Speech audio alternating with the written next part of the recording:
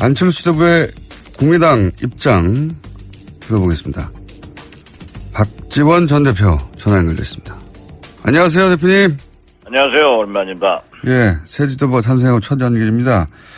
근데 어제 저희 인터뷰가 예정돼 있는 시점에서 이렇게 SNS에 쓰셨어요. 예, 국민의당 일부에서는 김어준 인터뷰는 응하지 말자. 그렇지만 김어준 총수가 너무 편파적으로 방송을 한다 하는 것이 우리 지지층에서 많은 불평이 오고 있습니다. 네, 알겠습니다. 그렇게 인식하고 계시군요. 그렇지만 그러니까 예, 제대로 해달라 이것을 요구하는 겁니다. 예, 제가 제대로 안 한 적 없는 것 같은데. 아니요. 저에게도 할 때 항상 편파적 질문을 합니다. 예, 모두에게 저는 그렇게 어렵게 질문합니다. 그런데 이제 무슨 질문을 하건 나가시겠다고 이렇게. 저는 뭐 나가서 김어준 총수한테 이렇게 불평도 하고 이거 좀 시정 좀 해달라 하고 청탁도 할 수 있는 이치에 있기 때문에 나옵니다. 예. 모두가 만류한지는 모르겠지만 하여튼 만류에도 불구하고. 모두가 만류하니까 제 기침도 나오잖아요. 나와주셔서 감사하고요. 예, 감사합니다. 새 지도부 찬생하고 첫 연일이기 때문에 새 지도부에 대한 질문을 좀 먼저 드리겠습니다. 안 대표 출마를 반대했던 분들이 이제 당내 많이 있었지 않습니까? 동교대도 그렇고 의원들 다수도 그랬고 그분들 지금 분위기는 어떻습니까? 뭐 저 자신이 안철수 대표가 지금 나설 때인가 죄송합니다 하고 반대했었습니다만은 네. 그분께서 출마를 하니까 역시 우리 당원 바닥에서는 안철수가 출마한다고 하면은 그래도 안철수에게 지지를 해서 당을 맡기는 것이 바람직하지 않느냐 이런 결론에 도달했고 그래서 압도적으로 당선됐고 선거 과정은 치열했지만은 후보들도 모두가 승복했고 지금은 협력해서 당을 살려야 된다 하는 생각으로 뭉쳐 있습니다. 뭐 압도적으로 당선된 건 아닌 것 같긴 한데 그런데 결과가 4명이 예. 출마를 했는데 예. 거기에서 51%를 받는다고 하는 것은 압도적이죠. 뭐 알겠습니다. 그렇다고 하면은 문재인 대통령은 49%밖에 안 받았으니까 어떤 의미에서 보면은 선거는 그 정도 후보가 4명 있는 데서 그렇게 받으면 압도적인 겁니다. 알겠습니다. 그걸 압도적이라고 하시니까 압도적으로 생각하지 않으니까 문제가 있다니까요. 이런 건 어떻습니까? 최고위원들도 한 분 빼고 다 원외인데다가 또 안철수 계로 분류가 되고 이런 현실이 이제 호남 현역 의원들에게는 충격적이지 않았을까요? 그 당시에? 최고위원들은 안철수 계라고 꼭 평가할 수는 없을 것입니다. 뭐 그렇게 분류돼서 보도되긴 하던데. 여성위원장이건 그분 한 분 제외하고는 아니죠.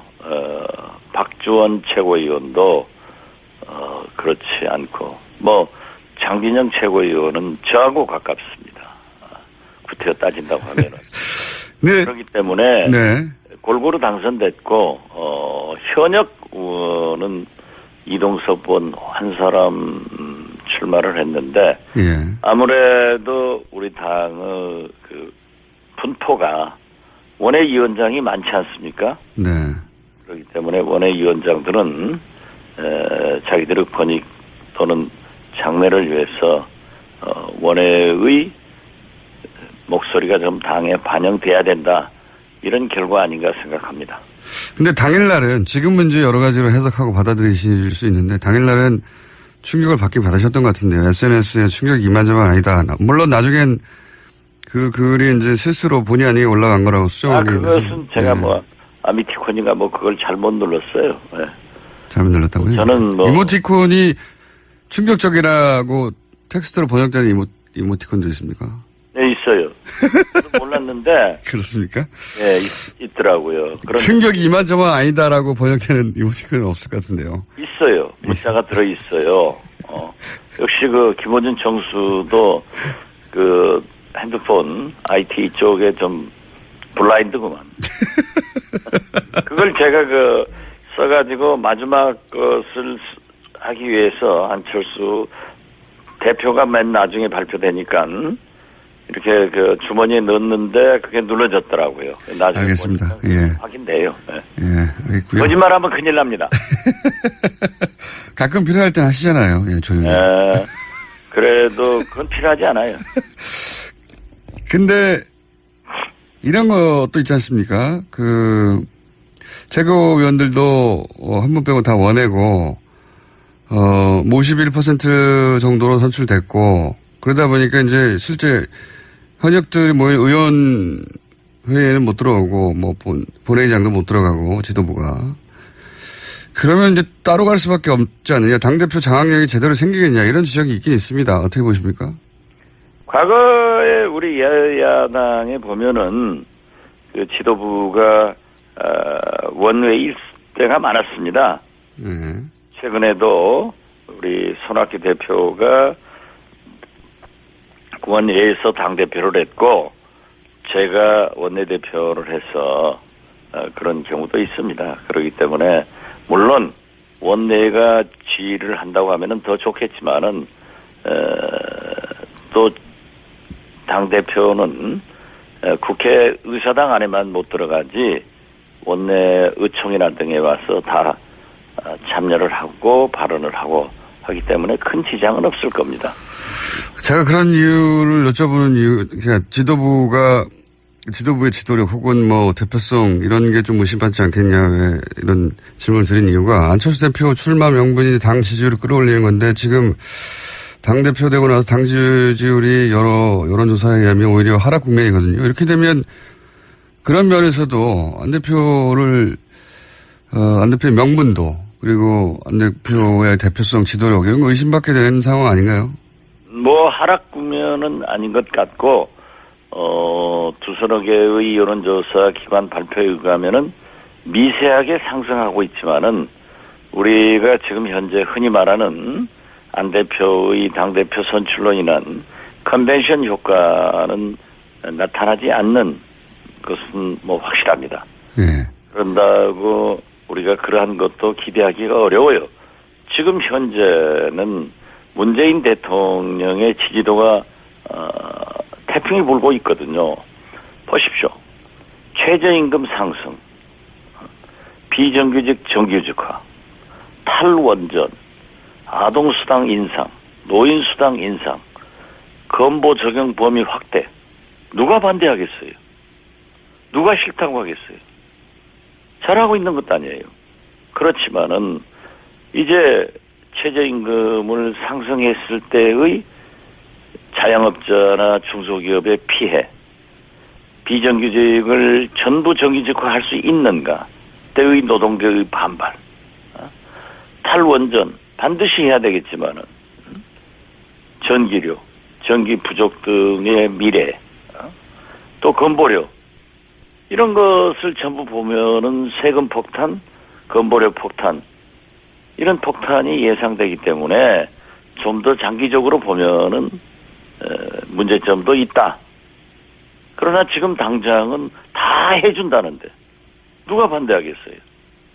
아니 제 질문은 그게 아니고 안철수 대표가 본인이 나가면 당 지지율이 올라간다고 해서 나왔는데 안 올라간다는 거죠. 예.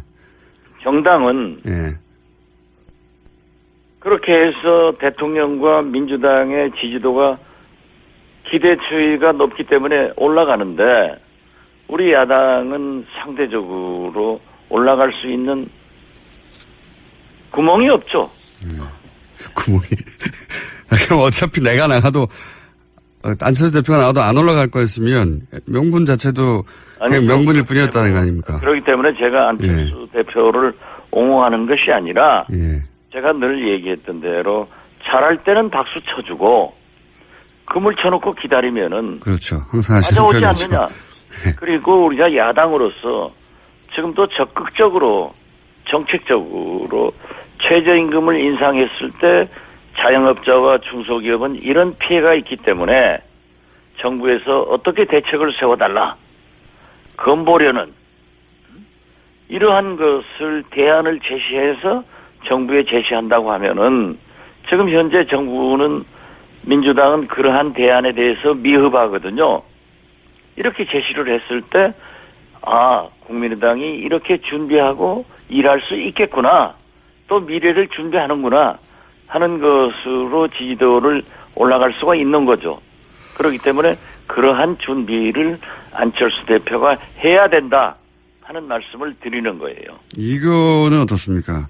지금 말씀은 이제 지지해 줄 건 지지해 주고 또는 보완할 건 보완하고 비판할 건 비판하고 이렇게 케이스 바이 케이스로 접근해야 된다. 야당 아니에요? 예. 그렇게 말씀하신 건데 지금 안철수 대표는 이제 취임하자마자 문재인 정부와 싸우겠다. 지지율은 허공에 떠 있는 사상 누각이다. 이렇게 얘기를 인터뷰를 통해서 하고.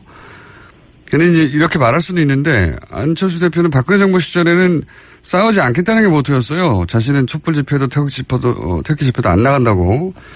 근데 문재인 정부는 출범 석 달 만에 싸우겠다고 선언하는 걸 보면 문재인 정부가 박근혜 정부보다 석 달 만에 못한 게 확인된 겁니까? 그렇지 않습니다. 그렇지 않습니까? 박근혜 정부와 누가 더 싸웠습니까? 박근혜 정부를 탄핵시키는데 누가 앞장섰습니까? 이게 제 말은 안철수 대표의 워딩을 이제 옮긴 거예요. 박근혜 정부 때는 싸우지 않겠다. 싸우지 않겠다가 아니라 사사건건 발목을 잡지 않겠다.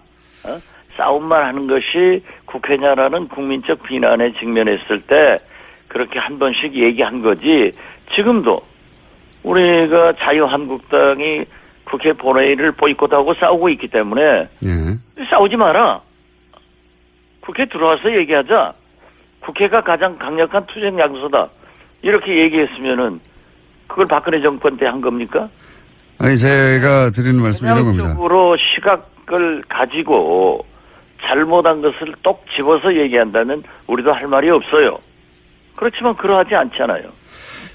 얼마나 많은 협력을 하고 있습니다. 박지원 대표님은 사안에 따라서 이건 잘했다고 그냥 앞뒤 없이 정확하게 잘했다고 하기도 하고 혹은 이게 문제라고 하기도 하는데 문재인 정부에 대해서 안철수 대표는 그 문재인 정부에 대해서 잘했다고 하는 건 없는데요.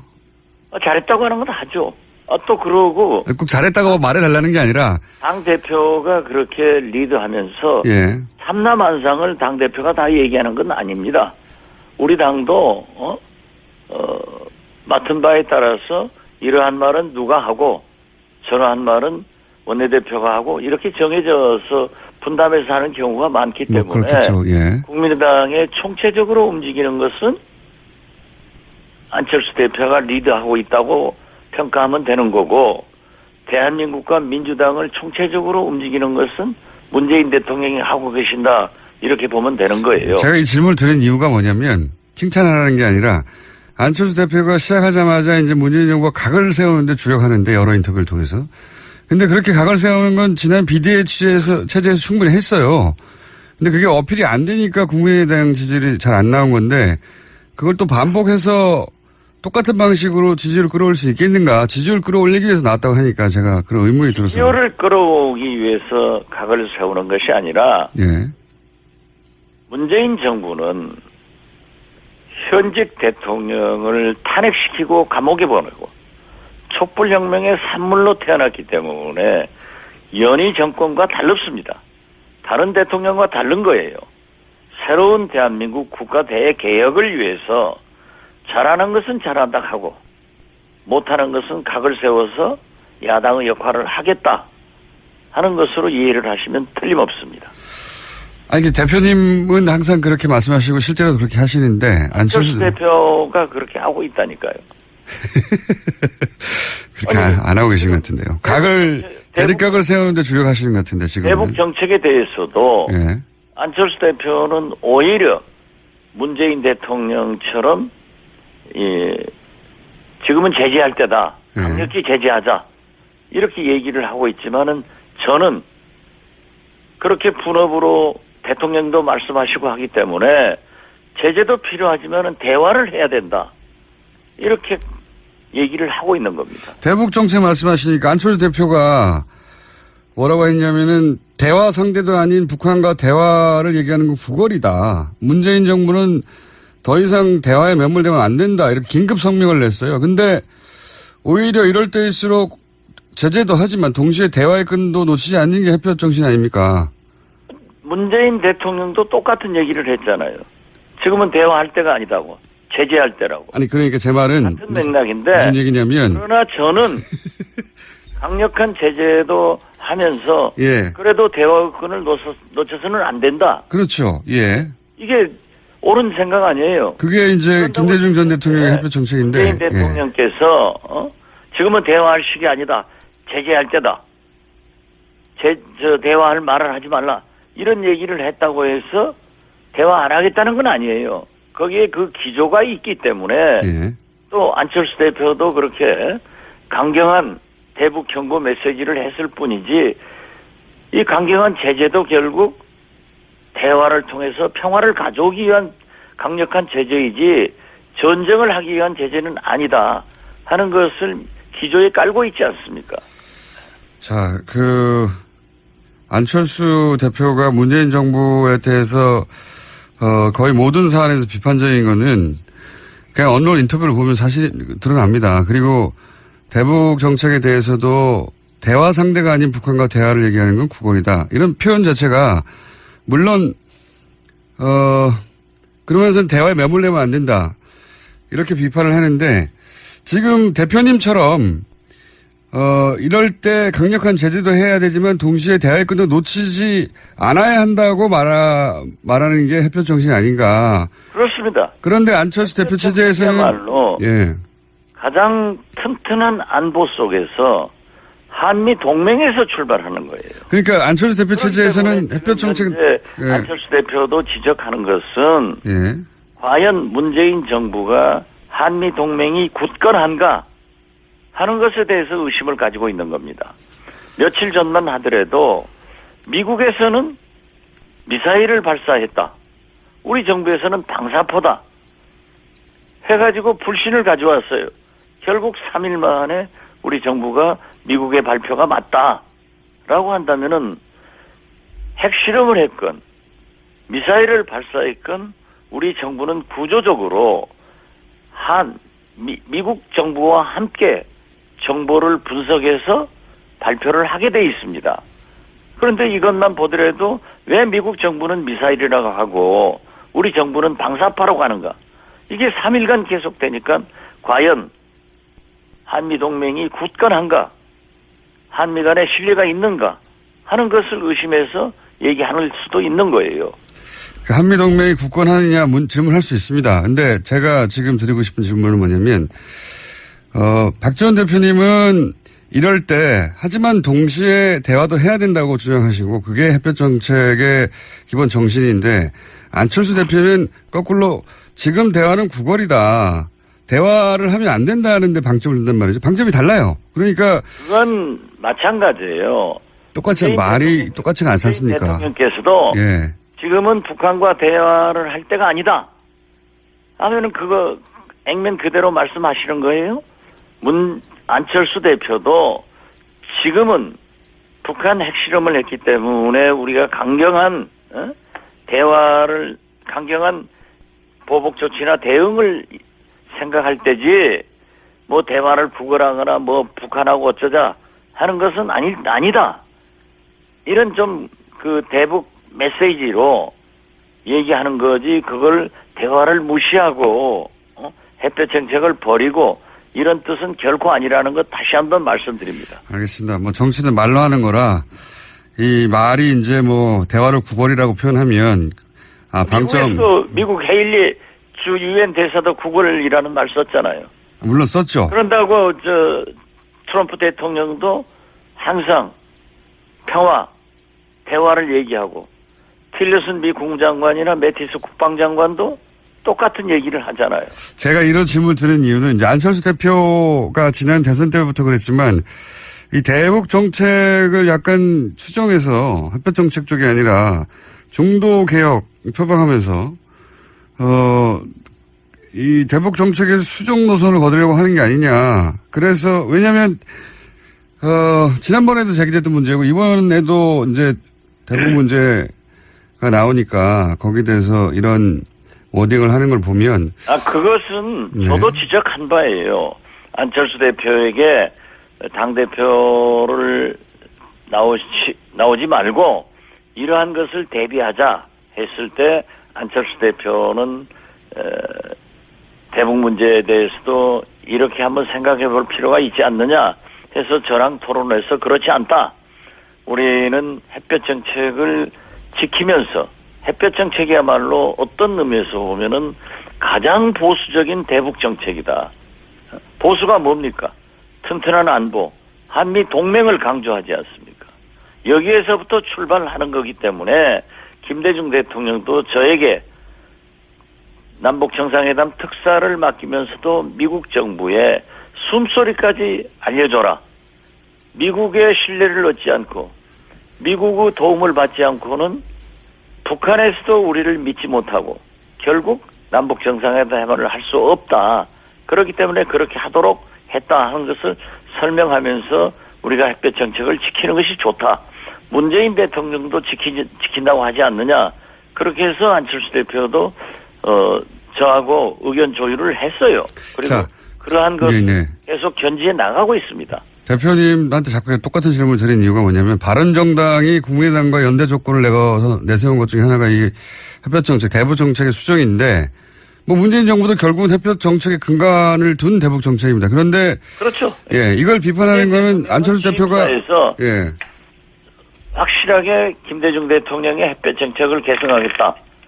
근데 이제 제가 이 질문을 계속 드리는 이유는 안철수 대표가 이렇게 대북 정책에 대해서 계속 공격하는 게 혹시 이 보수 대 연합 혹은 뭐 중도 연대 이런 식의 정계 개편 얘기가 나오지 않습니까? 그런데 네네. 걸림돌로 햇빛 정책이 나오니까 이걸 좀 덜어내서 부담을 덜어내고 정계 개편의 가능성을 좀 높이려고 하는 거 아닌가? 저는 그런 것은 아니라고 생각합니다. 그런 건 아니라고 생각하세요? 그리고 이미 전당대회 과정에서 여러 번의 후보 토론을 통해서 확실하게 밝혔기 때문에 저는 그렇게 생각하지 않습니다. 지금 그런 의미에서 저는 어제 그제 예. 추미애 대표가 국회 대표 연설을 통해서 대화를 해야 된다라고 강조하니까 바로 옆자리에 있는 자유한국당에서 뭐 야유하고 난리가 났어요. 예. 그래서 제가 큰 소리로 잘한다. 추미애 대표 잘한다. 그러면 전쟁하잔 말이냐 하고 제가 얘기했어요. 대표님에 대해서는 저는 의심하지 않습니다. 햇볕 정책의 계승자로서. 근데 그럼 누구를 의심한다는 거예요? 아니 의심한다기보다는 안철수 대표가 안철수 대표 그러하지 않습니다. 알겠습니다. 한 가지만 더 여쭤볼게요. 그러면 지금 바른정당의 자강론자인 이해은 대표가 자진 사퇴하는 수준이고 박근혜 전 대통령도 출당이 아마 시기만 남았지 기정사실인 것 같은데 이렇게 되면 바른정당 혹은 뭐 자유한국당의 통합 혹은 비슷한 정계 개편 이런 가능성이 굉장히 높아진 거죠. 그렇게 봐야 되겠죠? 어떻게 됐든 정기국회 과정이나 정기국회가 끝나면은 내년 지방선거를 앞두고 조금 요동을 칠 것만은 사실입니다. 국민의당은 그대로 있습니까? 저는 국민의당은 정체성을 지키기 때문에 그대로 있을 것이다. 이렇게 예상을 합니다. 감사합니다. 박지원 대표였습니다. 안 대표의 명분도 그리고 안 대표의 대표성 지도력 이런 거 의심받게 되는 상황 아닌가요? 뭐 하락 국면은 아닌 것 같고 두서너 개의 여론조사 기관 발표에 의하면은 미세하게 상승하고 있지만은 우리가 지금 현재 흔히 말하는 안 대표의 당대표 선출로 인한 컨벤션 효과는 나타나지 않는 것은 뭐 확실합니다. 예. 그런다고 우리가 그러한 것도 기대하기가 어려워요. 지금 현재는 문재인 대통령의 지지도가 태풍이 불고 있거든요. 보십시오. 최저임금 상승, 비정규직 정규직화, 탈원전, 아동수당 인상, 노인수당 인상, 건보 적용 범위 확대. 누가 반대하겠어요? 누가 싫다고 하겠어요? 잘하고 있는 것도 아니에요. 그렇지만은 이제 최저임금을 상승했을 때의 자영업자나 중소기업의 피해, 비정규직을 전부 정규직화할 수 있는가 때의 노동계의 반발, 탈원전 반드시 해야 되겠지만은 전기료, 전기 부족 등의 미래, 또 건보료 이런 것을 전부 보면은 세금 폭탄, 건보료 폭탄 이런 폭탄이 예상되기 때문에 좀 더 장기적으로 보면은 문제점도 있다. 그러나 지금 당장은 다 해준다는데 누가 반대하겠어요? 아니, 제 질문은 그게 아니고 안철수 대표가 아니, 그러니까 본인이 나가면 당 지지율이 올라간다고 해서 나왔는데 안 올라간다는 거죠. 예. 정당은 예.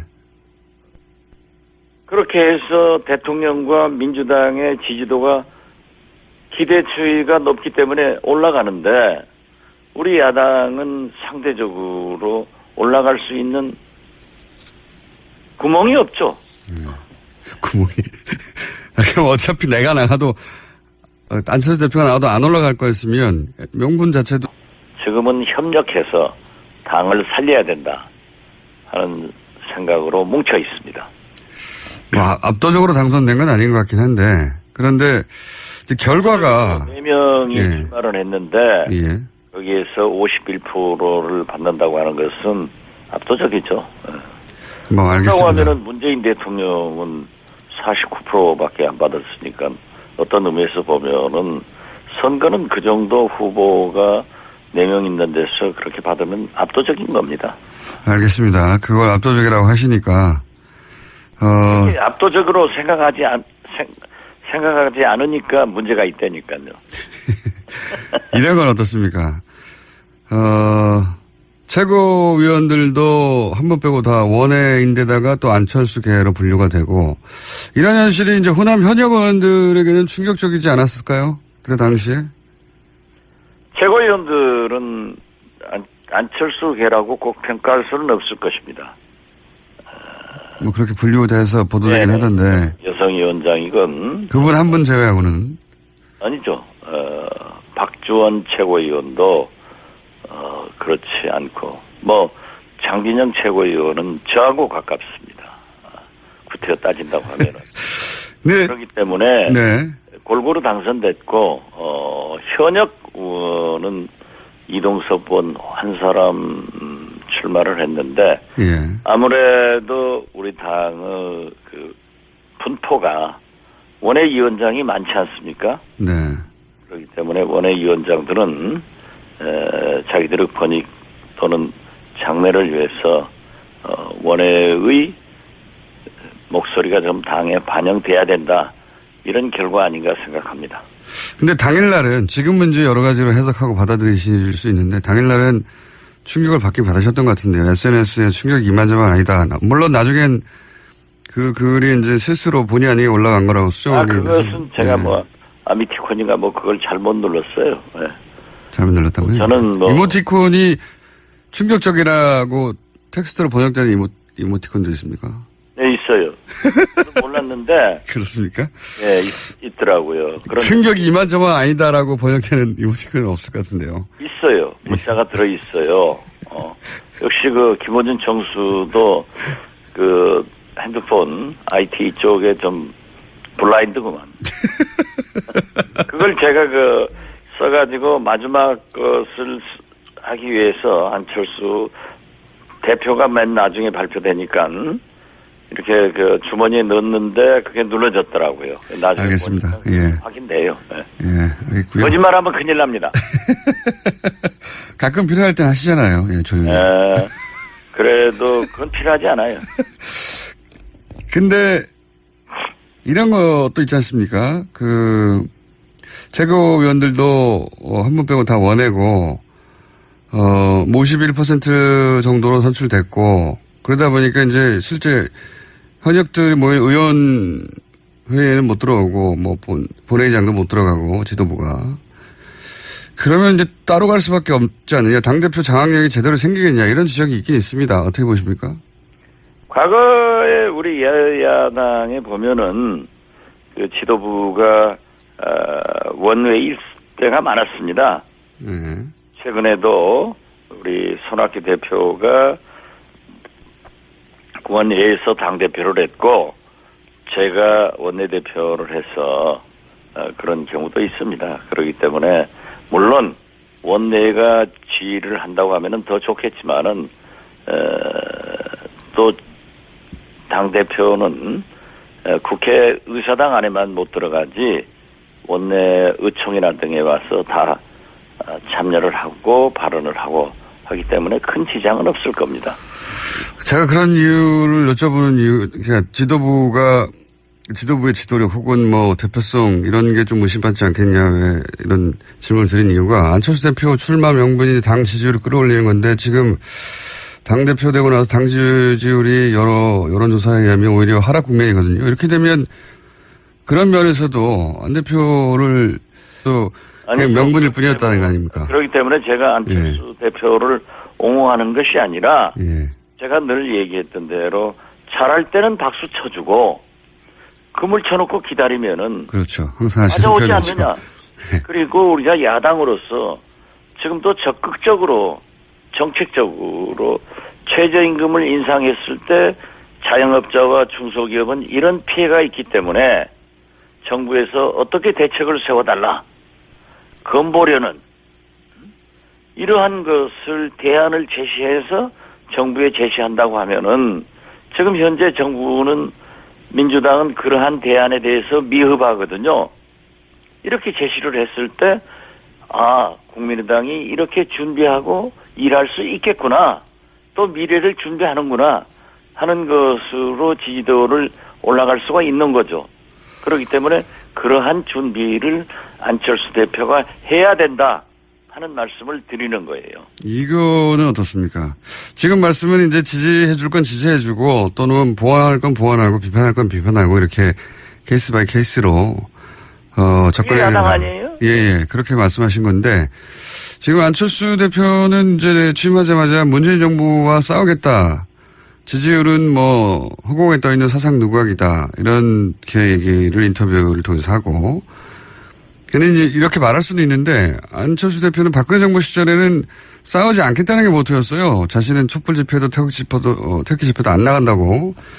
근데 문재인 정부는 출범 석 달 만에 싸우겠다고 선언하는 걸 보면 문재인 정부가 박근혜 정부보다 석 달 만에 못한 게 확인된 겁니까? 그렇지 않습니다. 그렇지 않습니까? 박근혜 정부와 누가 더 싸웠습니까? 박근혜 정부를 탄핵시키는데 누가 앞장섰습니까? 이렇게 제 말은 안철수 대표의 워딩을 이제 옮긴 거예요. 박근혜 정부 때는 싸우지 않겠다. 싸우지 않겠다가 아니라 사사건건 발목을 잡지 않겠다. 싸움만 하는 것이 국회냐라는 국민적 비난에 직면했을 때 그렇게 한 번씩 얘기한 거지. 지금도 우리가 자유한국당이 국회 본회의를 보이콧하고 안철수 지도부의 국민의당 입장 들어보겠습니다. 박지원 전 대표 전화 연결됐습니다. 안녕하세요, 대표님. 안녕하세요, 오랜만입니다. 예, 새 지도부가 탄생하고 첫 연결입니다.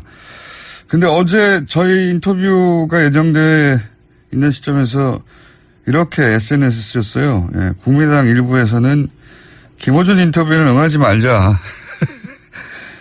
그렇지만 김어준 총수가 너무 편파적으로 방송을 한다 하는 것이 우리 지지층에서 많은 불평이 오고 있습니다. 네, 알겠습니다. 그렇게 인식하고 계시군요. 그렇지만 그러니까 예, 제대로 해달라 이것을 요구하는 겁니다. 예, 제가 제대로 안 한 적 없는 것 같은데. 아니요. 저에게도 할 때 항상 편파적 질문을 합니다. 예, 모두에게 저는 그렇게 어렵게 질문합니다. 그런데 이제 무슨 질문을 하건 나가시겠다고 이렇게. 저는 뭐 나가서 김어준 총수한테 이렇게 불평도 하고 이거 좀 시정 좀 해달라 하고 청탁도 할 수 있는 이치에 있기 때문에 나옵니다. 예. 모두가 만류한지는 모르겠지만 하여튼 만류에도 불구하고. 모두가 만류하니까 제 기침도 나오잖아요. 나와주셔서 감사하고요. 예, 감사합니다. 새 지도부 찬생하고 첫 연일이기 때문에 새 지도부에 대한 질문을 좀 먼저 드리겠습니다.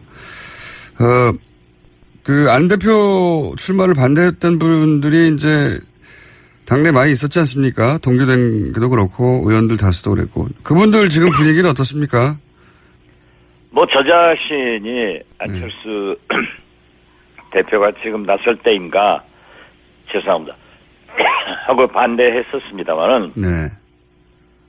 그분께서 출마를 하니까 역시 우리 당원 바닥에서는 안철수가 출마한다고 하면은 그래도 안철수에게 지지를 해서 당을 맡기는 것이 바람직하지 않느냐 이런 결론에 도달했고 그래서 압도적으로 당선됐고 선거 과정은 치열했지만은 후보들도 모두가 승복했고